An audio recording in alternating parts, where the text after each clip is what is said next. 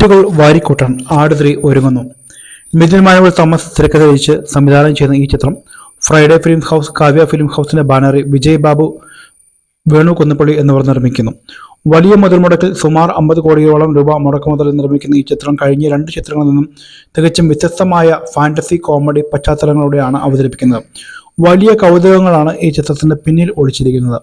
നിരവധി വിദേശ താരങ്ങളുടെ സാന്നിധ്യം ഈ ചിത്രത്തിലുണ്ട്. നിരവധി ഷെഡ്യൂളുകളായി 150 ദിവസത്തെ നീണ്ടു നിൽക്കുന്ന ചിത്രീകരണമാണ് ചിത്രത്തിന് വേണ്ടിവരുന്നതെന്ന് നിർമ്മാതാവ് വിജയ് ബാബു പറഞ്ഞു.